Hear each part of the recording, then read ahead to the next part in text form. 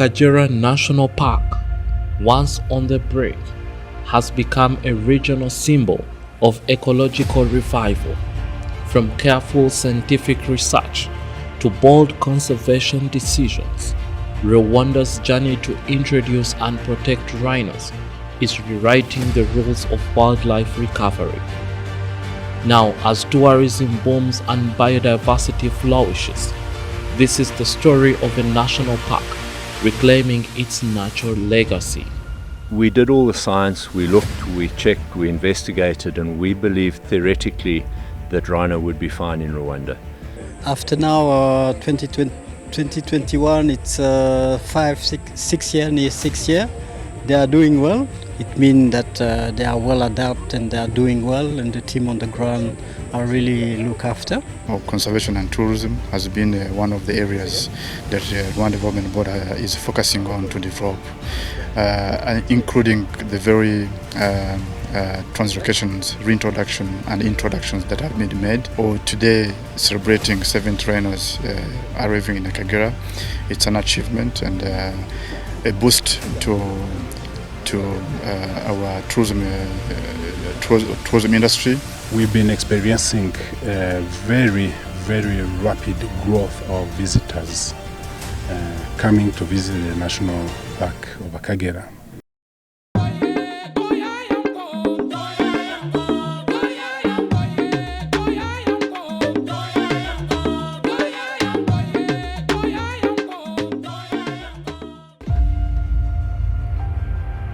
Akagera's story of triumph had a tough start.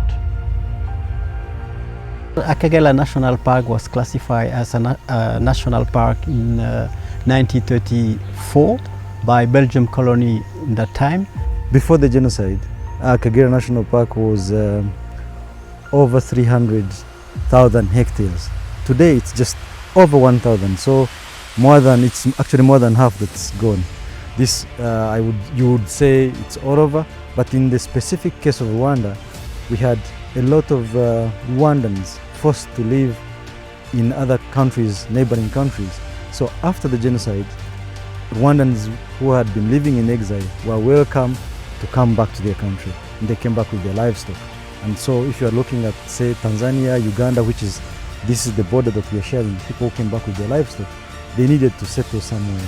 And so at some point, the government took the decision to manage it in the best possible way. And then the Rwanda government in 2010 signed an agreement with RDB, which is a branch of government, to manage Akagera National Park as a PPP, as a private partnership agreement. I think in the long term it was a very good decision, because then now you have satisfied the population, the human settlement need and agriculture. But now these same people who are now bordering what remained are the ones that you have to engage, and so it's easier for them to understand if they are called upon to now help preserve what is left.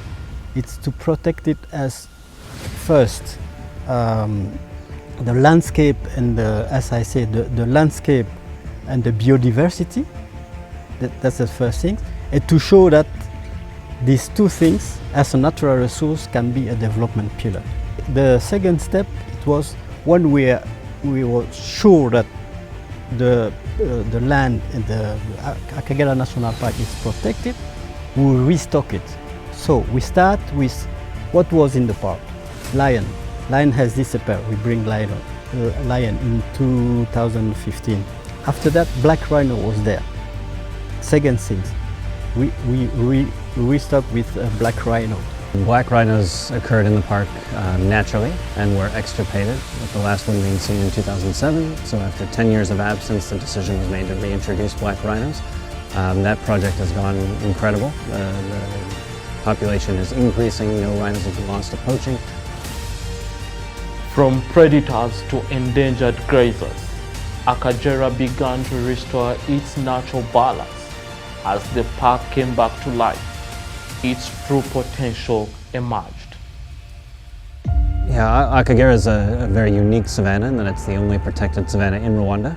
So it's a unique piece of habitat supporting species that you cannot find elsewhere in the country. It's also very unique in the sense that it's variable in habitat. You have the open plains where we're standing now, all the way through much denser wooded savannas, and each sort of micro-habitat can support a different suite of species. So the diversity in Akagera is astronomical in a lot of ways, and for such a small, confined park, it's very amazing to have so many different habitats in one. With the success of that story, a lot of specialists in white and white rhino comes here and say, you are a safe country. This park is well protected. Why not diversify and introduce white rhino to keep it in place where it's safe and can reproduce, and maybe because you know that white rhino, it's a species in danger in all the world, and maybe in the future, if we have a problem somewhere, we can restock from Rwanda, from Akagera National Park. That was the journey of all that story of introduce the white rhino.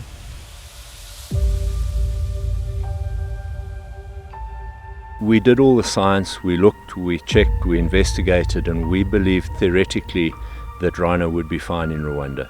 We received in 2021 30 white rhino.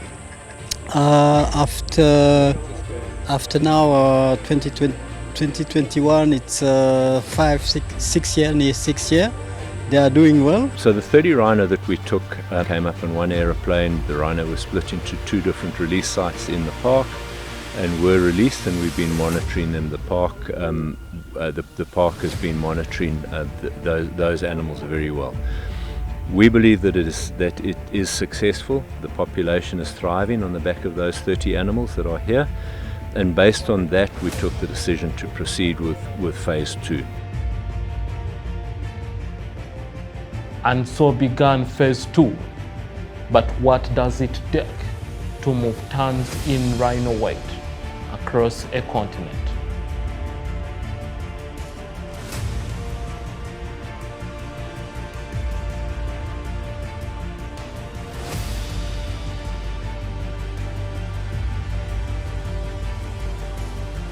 The rhino translocation effort that began in 2021 has now reached a new milestone. 70 more white rhinos have been successfully relocated to Akagera, marking phase 2 of the operation. So phase 2 is what we've just completed now. And this project was funded very kindly by the Howard Buffett Foundation, which without that support would not have been possible. In terms of costs, difficult to put a number on it, but it runs into millions of dollars at this point, including all the crates and the flights. For the last 16 months, I've been working with a small team, part of the team here in Rwanda, the rest of the team in South Africa. We've been working for 16 months, getting all of our paperwork and the documentation and all the planning in place. On the day of loading in South Africa, there are a minimum of 80 people that are all there to load the animals. So again, now we set ourselves very tight timelines in terms of each phase of the operation. We've got less than 3 hours to put 35 animals in the crates. That takes a big, very experienced team, so 80 people, as I say, to do that. Then the next phase is the transporting the animals down to Durban and the related security along the road. Then loading on the aircraft and getting up here and the offloading. So multiple stages going all the way through. We'll say the team, and then on the flight there are 3 or 4 people that are on the flight to manage the animals. But we've got very big teams on either end, and so a lot of logistical coordination to get all of that done. In terms of what we've done differently, there are lots of small lessons that we've learned. We've concentrated heavily on exposing the new animals, or pre-exposing them to conditions that we believe will mimic what the animals are going to be seeing here. There's been change in design in the crates. We always expect the worst, so we expect that at some point we're going to get stuck along the way. Can we feed, can we water rhino in crates? So those have changed. Design of the crates have changed to manage airflow and temperatures. And these learnings came with real-world challenges. Some anticipated, others new. We faced the same challenges on all 3 flights that we've done. Aircraft being late, problems getting animals into the aircraft, problems getting them out.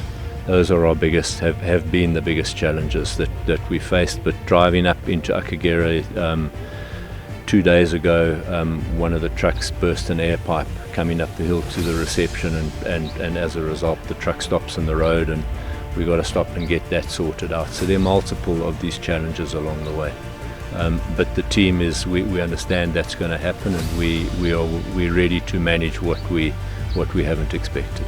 I think one of the key challenges we're facing, it's even beyond the province, it's the climate change issue. So the climate change has always become an issue these last years or days. Now you are seeing the environment being deteriorated, and this is the home for all those animals.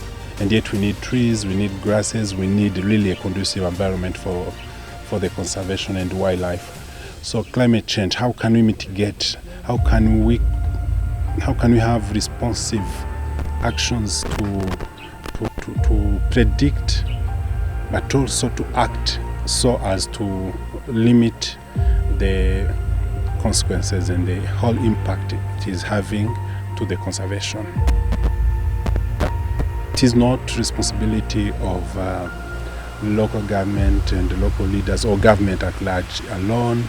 We also need the private players, we need the researchers, we need the whole world to think about this big issue and come up with solutions, and also see how we can sequence the implementation of those solutions that can be adapted to the specific area where it is happening, because it is not only for the national park as a conservation, but it is also happening in agriculture and the livestock, and yet we need to live and we need to coexist with these animals.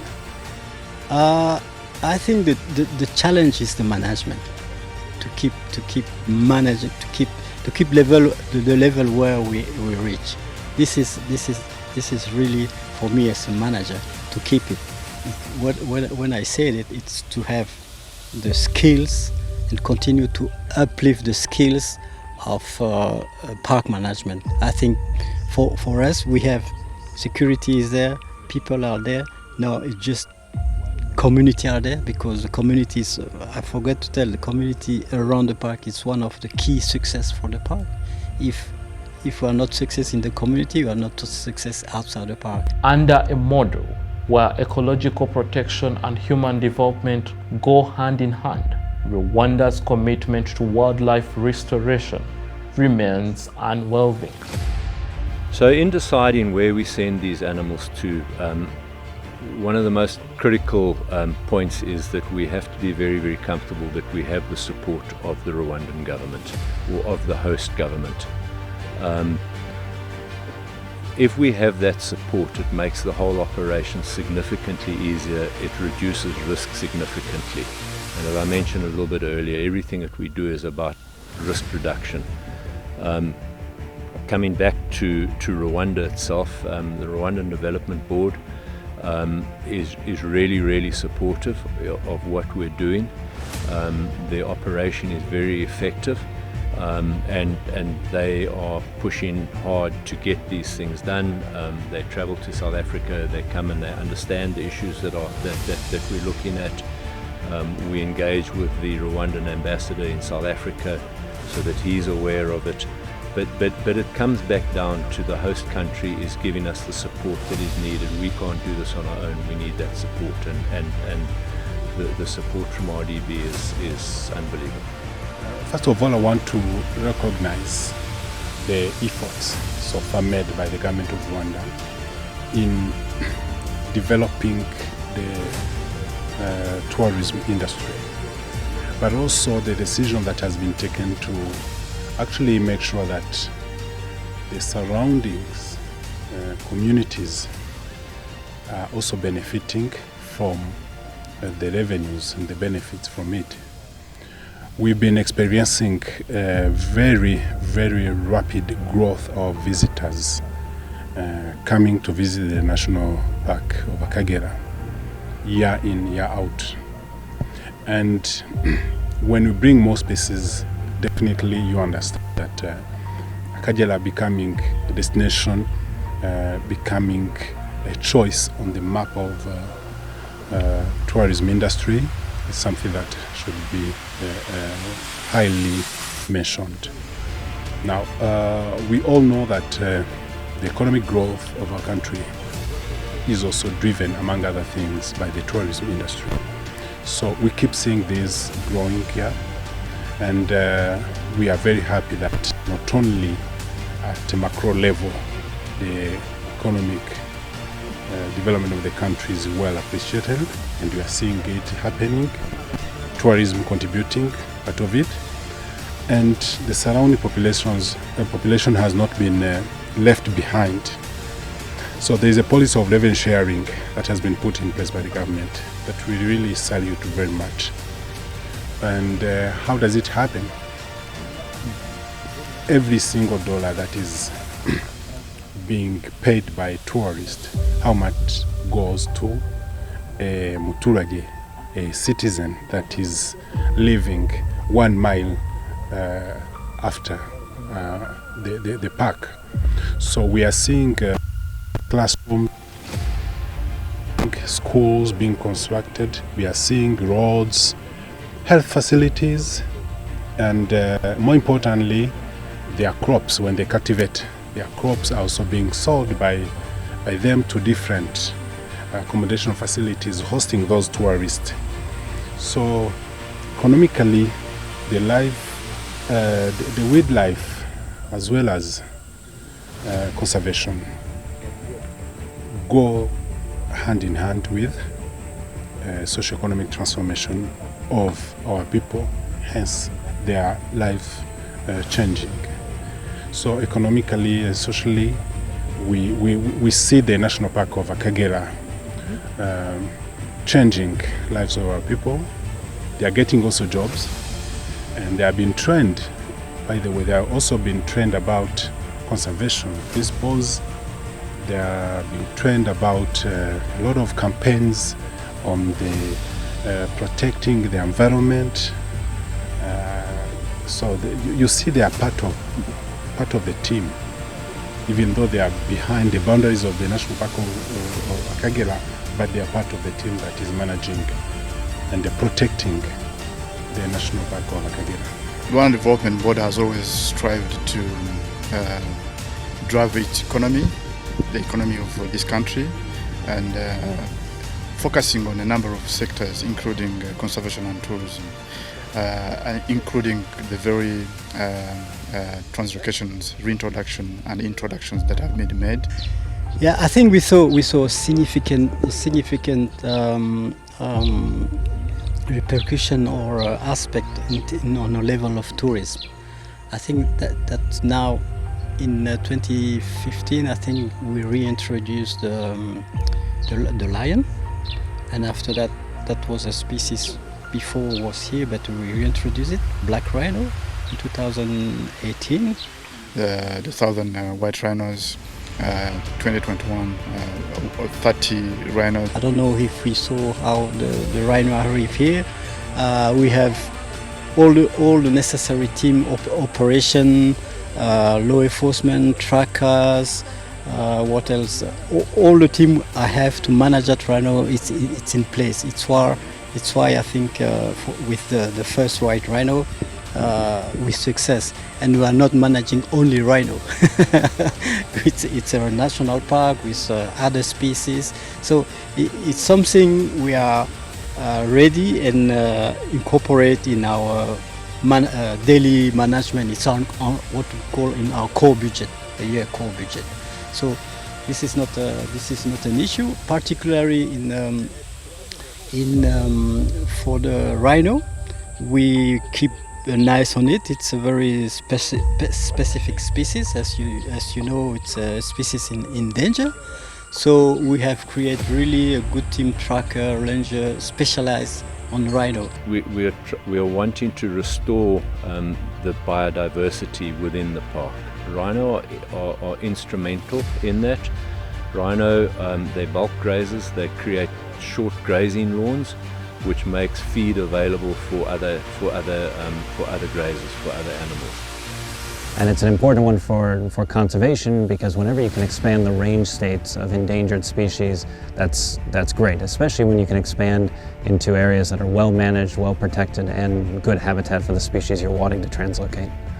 And this success is not only about conservation, it's a major boost for Rwanda's tourism economy. From a tourism and an income generation perspective, we've had for a number of years a fairly high number of black rhino in this park, but black rhino are very shy. Very often people come to the park and not see rhino. With the southern white rhino now, you can pretty much be guaranteed coming to the park that you will see rhino. Today, celebrating 7 rhinos arriving in Akagera, it's an achievement and a boost to our tourism industry, noting that rhinos are part of the Big Five in the Akagera. It means that we have a product. Rwanda have a full product. We have gorilla product, chimpanzee product in Nyungwe, and big five in Akagera. So it means on the level of the country, in terms of tourism, we really in 10 days you can go through the 3 parks and return without and you see all the species. And by their characters, they make it really conducive, making more sightings by tourists. And the more sightings, of course, the joyous to tourists, and more times they will come back to Akagera. So that gives a chance for tourism to grow in this park, as well as attraction in the country. If I'm taking the Akagera National Park, if I'm taking the number for last year, we are near, I can say 97% sustainable. The rest is what we call the funding gap.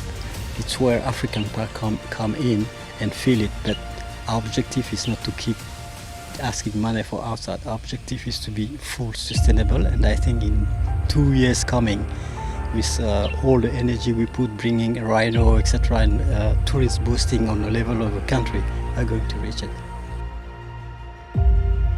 And full sustainability is now within reach.